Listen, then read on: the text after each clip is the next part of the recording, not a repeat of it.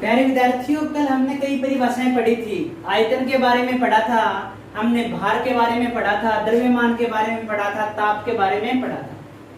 आज हम कई महत्वपूर्ण टॉपिकों का जिक्र करते हैं, जैसे वैज्ञानिक संकेतन क्या होता है, परिशुद्धता क्या होती है, यथार्थता क्या होती है, सार्थक अंक क्या।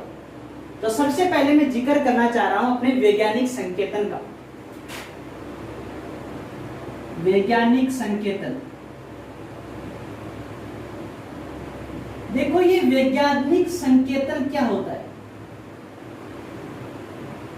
वैज्ञानिक संकेतन हम देखो किसको कहें कि बड़ी संख्याएं हैं, लंबी संख्या कोई भी, जैसे ये है 2, 8, 7, 4, 5, 6, कोई बड़ी संख्या है उसको छोटे रूप में लिखें।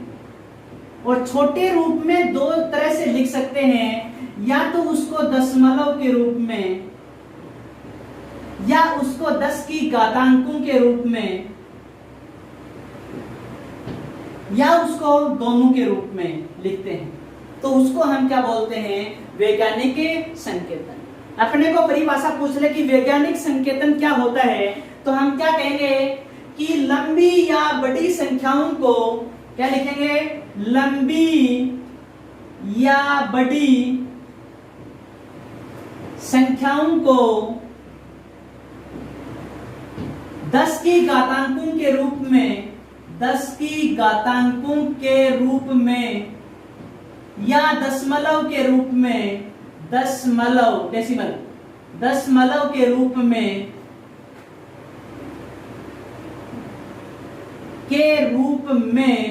छोटा लिखना, छोटा लिखना क्या कहलाता है, वैज्ञानिक संकेतन। देखो लंबी या बड़ी संख्याओं को 10 की घातांकों के रूप में, लंबी या बड़ी संख्याओं को 10 की घातांकों के रूप में या दशमलव के रूप में छोटा करके लिखना वैज्ञानिक संकेतन कहलाता है। उदाहरण के द्वारा समझाता हूं आपको कैसे लिखते हैं। परिभाषा क्या होगी, लंबी या बड़ी संख्याओं को 10 की घातांकों के रूप में या दशमलव के रूप में छोटा लिखना। बड़ी या लंबी संख्या है उसको या तो 10 की घातांक यूज करें या दशमलव करें या दोनों चीज यूज करके उसको किसी रूप में हम छोटा करते हैं, उसी को हम क्या बोलते हैं, वैज्ञानिक संकेतन। देखो अपने पास है ये 283.509।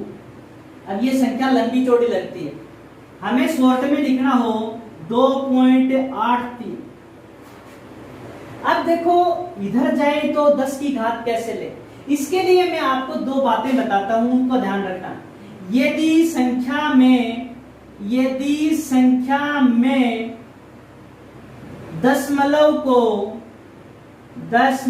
को बाईं ओर, ये बाईं ओर खिसकाया जाता है तो 10 के घातांक पॉजिटिव में बढ़ जाते हैं, यानी बढ़ जाते हैं। पॉजिटिव का अर्थ होता है बढ़ना, 10 की घातांक बढ़ना। प्लस में होते हैं वो बढ़ना बोलते हैं और माइनस में होते हैं वो घटना। किंतु हम यहाँ दोनों स्थिति में बढ़ना शब्द यूज करेंगे, एक तो प्लस में बढ़ना बोल देंगे और एक माइनस में बढ़ना बोल देंगे। यदि संख्या में दशमलव को बाईं ओर खिसकाया जाता है तो 10 के घातांक पॉजिटिव या धनात्मक में बढ़े जाते हैं। अब देखो इसको किस साइड में खिसकाया, इस साइड में बाईं ओर खिसकाया तो 10 की घात पॉजिटिव में बढ़ानी, कितने खिसकाया, 1 और 2 तो 2। तो वैज्ञानिक संकेतन क्या हो गया, 2.83 इंटू 10 की पावर 2, 2.83 इंटू 10 की पावर 2, 2.83 गुणा 10 की घात 2। ये क्या हो गया, इसका वैज्ञानिक संकेतन हो गया। यदि संख्या में दशमलव को बाईं ओर खिसकाया जाता है तो 10 के घातांक पॉजिटिव में बढ़ जाते हैं। एक उदाहरण दे देता हूं, 2, 8, 7, 5, 6। ये इसको हम लिखें 2.8, 1 2 3, 3 अक्षर किसका है तो 3 किसका है, तो 10 की घात कितनी आ जाएगी 3, 2.8 गुणा 10 की घात 1 हो गया। यानी जब दशमलव को बाईं ओर खिसकाते हैं तो 10 के घातांक प्लस में बढ़ जाते हैं। जस्ट इसका उल्टा, यदि संख्या में दशमलव को दाईं ओर खिसकाया जाता है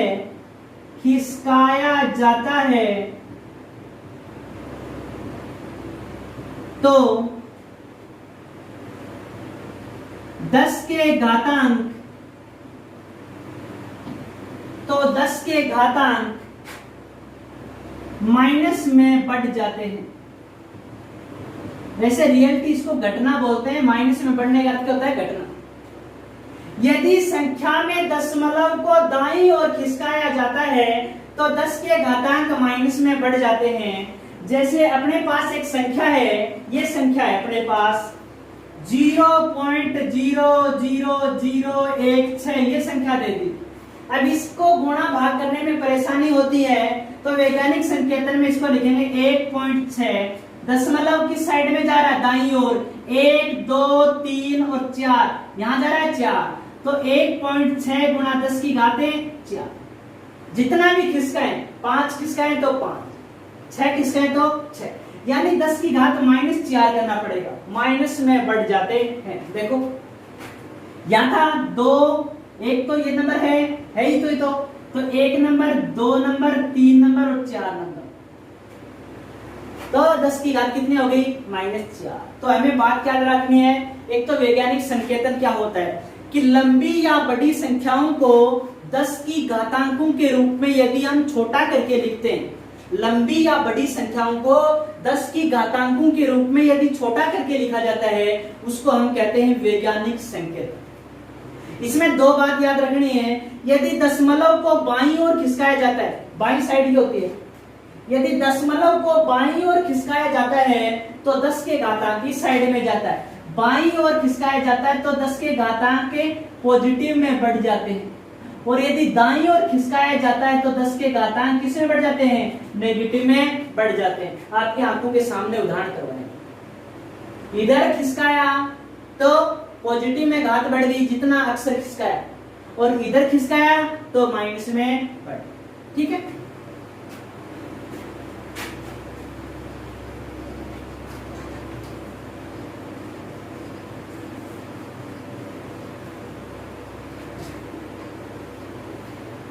अगला देखो अपनी परिशुद्धता।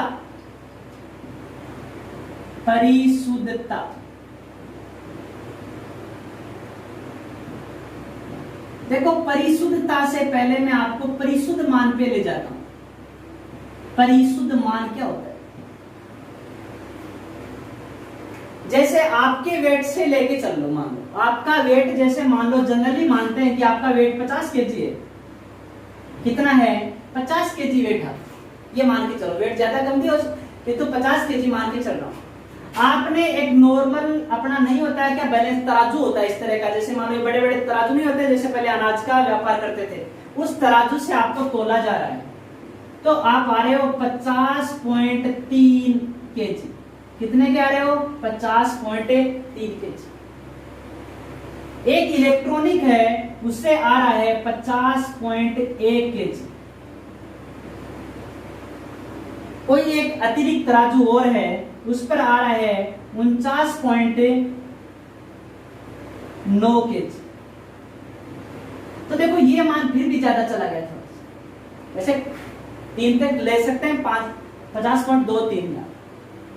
यानी किसी राशि का मान बार बार ज्ञात करने पर, कोई भी मान हम बार बार ज्ञात करते हैं तो लगभग समान मान प्राप्त होता है। उस मान को हम कौन सा मान कहते हैं, परिशुद्ध मान। परिशुद्ध मान किसको कहेंगे, कि किसी राशि का मान बार बार ज्ञात करने पर एक समान मान प्राप्त होता है। एक समान की बजाय हम थोड़ा सा ऐसे यूज कर दें कि लगभग समान। एक समान तो प्राप्त नहीं होता है, थोड़ी बहुत ऊपर नीचे हो सकती है।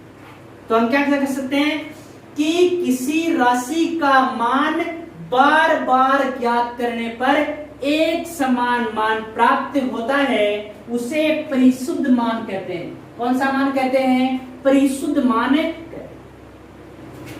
और इस गुण को क्या कहते हैं? परिशुद्धता। ताई की लगा दो, ठीक है। परिशुद्धता, इसको क्या कहते हैं? परिशुद्ध। परिशुद्ध मान किसको कहेंगे? कि किसी राशि का मान बार बार ज्ञात करने पर एक समान मान प्राप्त होता है, उसे हम परिशुद्ध मान कहते हैं। और इस गुण को क्या कहेंगे? इस गुण को परिशुद्धता कहते हैं। ठीक है, ये परिशुद्ध मान हुआ। अब हम चलेंगे यथार्थता पर। यथार्थता, यथार्थ मान और यथार्थता। एक यथार्थता होती है और एक यथार्थ मान होता है। यथार्थ मान, जैसे आपको किसी ने बोल दिया कि इसका वजन आपका किसी वस्तु का मान लो या किसी 100 kg है, और आपने वजन निकाला तो वो 99.5 kg आया। प्रैक्टिकल किया, जैसे प्रैक्टिकली आपको अंदाज दे दिया। जैसे जनरली अपने घरों में देख लो, जैसे जो खड़की बोरियां आती हैं, खड़की बोरियां या कट्टे आते हैं, उस पर जनरली लिखा आता है कि ये 48 kg का है, ये 42 kg का कट्टा है, ऐसा लिखा आता है अपने घरों। जो खड़की बोरियां और कट्टे होते हैं उस पर 48 kg, 42 kg। यूरिया का कट्टा होता है 50 kg, उसी तरह से सीमेंट का कट्टा होता है, उस पर क्या होता है? 50 kg। अब रियलिटी उन्होंने लिख दिया 50 kg, वो एक अंदाज से उन्होंने लिख दिया 48 kg, 42 kg। यदि उसको हम तोलना चाहें तो क्या वो 50 kg का पूरा रहेगा? नहीं, उससे कम आएगा थोड़ा बहुत। जैसे ये 50 वाला आ गया 49.5 का, 48 वाला आ गया 47 का, और 42 वाला आ गया 41 का। यानी ये जो मान है वो सैद्धांतिक मान है, हमें दिए हुए पहले से कि इतना वजन है, और हम तोल करके यानी प्रैक्टिकल करके प्रूफ करते हैं कि इतना नहीं, 50 kg का नहीं है, ये 49.5 का है, यानी ये 49 का है, 48 का, कितना भी है। एक तो जो हमें बता रहा है कि इतना वजन है, और दूसरा हम तोल के देखेंगे वो वजन। जो दिया हुआ वजन है वो क्या होता है? सैद्धांतिक मान होता है। कौन सा मान होता है वो? सैद्धांतिक मान होता है। कौन सा मान होता है? सैद्धांतिक, थ्योरेटिकल वैल्यू बोलते हैं उसको। और जो हम ज्ञात करते हैं वो प्रायोगिक मान होता है।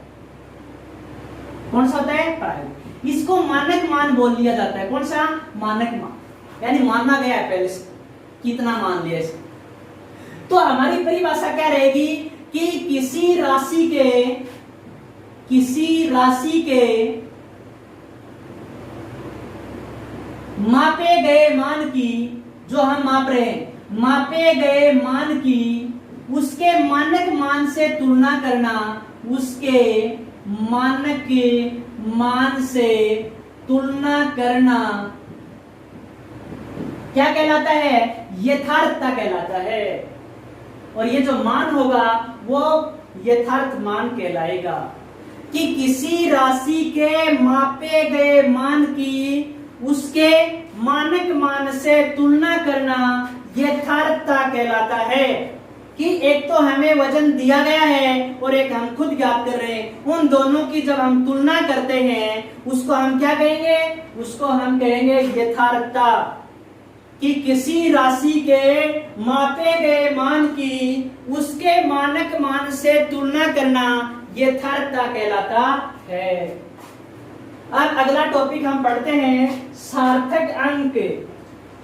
देखो ये सार्थक अंक क्या होते हैं कि कोई भी अंक होता है उसमें निश्चित और अनिश्चित अंक लिए जाते हैं। जैसे मान लो ये हो गया, आपने को लिख दिया 15.6, तो ये निश्चित अंक है और ये क्या है? अनिश्चित। कौन सा है? किसी ने लिख दिया 15.5, किसी ने लिख दिया 15.4, यानी ये आगे वाला निश्चित अंक और ये क्या है? अनिश्चित अंक। इसी निश्चित और अनिश्चित के आधार पर एक सार्थक अंक लिखे जाते हैं। उसके नियम भी हैं, 5 नियम आपको बताऊंगा। पहले हम परिभाषा पढ़ेंगे कि ये सार्थक अंक होता क्या है। सार्थक अंक जैसा नाम से स्पष्ट है, जिसका कोई अर्थ निकले, कि वे अर्थपूर्ण अंक जो निश्चित रूप से ज्ञात हों।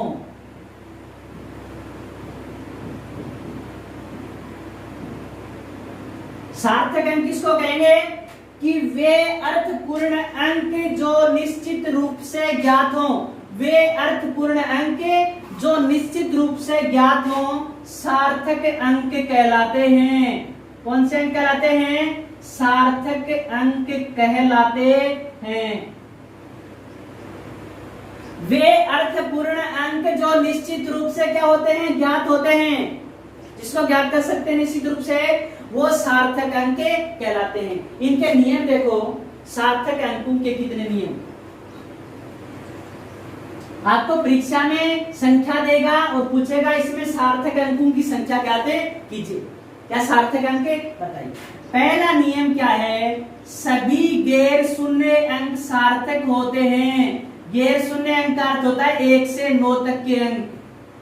सभी गैर शून्य अंक सार्थक होते हैं। पहला नियम ये है। आपको कहे कि 283 में सार्थक अंक कितने हैं? तो 3। आपको कहे 0.25 में सार्थक अंक कितने हैं? तो 2। यानी सभी गैर शून्य अंक सार्थक होते हैं। गैर शून्य अंक हम किसको कहेंगे? गैर शून्य अंक वो होगा जो 1 से लेकर के 9 तक चलेगा। कितने तक चलेगा? 1 से लेकर के 9 तक चलता है। उसको हम कौन सा अंक बोलते हैं? उसको हमें गैर शून्य अंक बोलते हैं। अगला नियम देखो कि गैर शून्य अंक के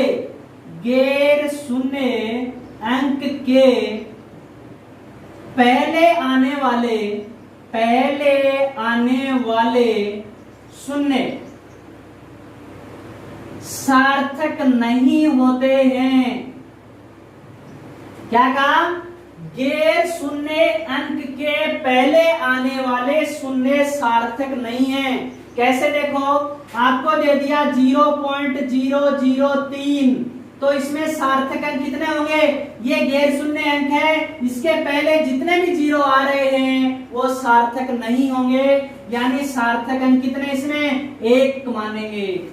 गैर शून्य अंक के पहले आने वाले शून्य सार्थक नहीं होंगे। जैसे आपको दे दिया 0.00523, सार्थक अंक कितने होंगे? 3 होंगे। यानी जो भी गैर शून्य अंक आ रहे हैं उनके पहले जितने भी शून्य आएंगे वो सार्थक नहीं होंगे। अगला नियम होगा अपना कि दो गैर शून्य अंकों के बीच में जितने भी शून्य आएंगे, 2 गैर शून्य अंकों के बीच में आने वाले शून्य सार्थक नहीं होते हैं। 2 गैर शून्य अंकों के बीच में आने वाले शून्य सार्थक नहीं होते। कि 2 गैर शून्य अंकों के बीच में जितने भी ये सार्थक होते हैं, नहीं होते नहीं। कि 2 गैर शून्य अंकों के बीच में जितने भी शून्य आएंगे वो सार्थक होंगे, किंतु गैर शून्य अंक के पहले जो शून्य आएगा वो सार्थक नहीं होगा। कैसे देखो उदाहरण के द्वारा 2.004, यानी ये गैर शून्य अंक, ये गैर शून्य अंक, 2 गैर शून्य अंकों के बीच में आने वाले सभी शून्य क्या होते हैं? सार्थक होते हैं। यानी सार्थक अंक कितने होंगे? 1 2 3 4 5। कितने सार्थक अंक होंगे? 5। ये नियम हो अपने 3। तो सभी गैर शून्य अंक सार्थक होते हैं। देखो कोई शून्य नहीं, यहाँ गैर शून्य अंक के पहले आने वाले शून्य सार्थक नहीं होते हैं। ये शून्य आ रहे हैं, ये शून्य आ रहे हैं, ये सार्थक है नहीं। 2 गैर शून्य अंकों के बीच में आने वाले शून्य क्या होते हैं? सार्थक होते। ठीक है। दो नियम और हैं, नॉर्मली नियम, उदाहरण के द्वारा ही बता देता हूं नियमों को। कि कोई दशमलव युक्त गैर शून्य अंक है और उसके दाईं ओर जितने भी शून्य आ रहे हैं, दाईं ओर, वो सारे क्या होंगे, सार्थक। क्या कहेंगे कि गैर शून्य अंक, और होना कैसा चाहिए, दशमलव वाला। यानी क्या कहेंगे, दशमलव युक्त गैर शून्य अंक के, क्या कहेंगे, दशमलव युक्त गैर शून्य अंक के दाईं ओर आने वाले शून्य सार्थक होते हैं। क्या होगा, दशमलव युक्त गैर शून्य अंक के दाईं ओर आने वाले शून्य सार्थक होते हैं। इसमें सार्थक अंक कितने होंगे, 4। किंतु ये दशमलव नहीं लगा करके ऐसे लिख दिया, यानी दशमलव रहित, दशमलव युक्त नहीं बोला, दशमलव रहित गैर शून्य अंक के दाईं ओर आने वाले शून्य सार्थक नहीं होते हैं। दशमलव युक्त गैर शून्य अंक के दाईं ओर आने वाले शून्य क्या होते हैं, सार्थक। और जिसमें दशमलव नहीं है, यानी दशमलव रहित गैर शून्य अंक के दाईं ओर आने वाले शून्य सार्थक नहीं होते हैं। इसमें सार्थक अंक कितने हैं, 1। दशमलव रहित गैर शून्य अंक के दाईं ओर जितने शून्य आते हैं वो सार्थक नहीं है, और दशमलव युक्त गैर शून्य अंक के दाईं ओर जितने शून्य आते हैं वो सार्थक। ये आज अपने टॉपिक हुआ कौन कौन सा, अपना हुआ वैज्ञानिक संकेतन हुआ, परिशुद्धता हुआ, यथार्थता हुआ और सार्थक अंक। अब हम पढ़ेंगे आगे रासायनिक संयोजन का नियम, जो आज नहीं हो पाएगा, हम कल पढ़ेंगे रासायनिक संयोजन के नियम। ठीक है।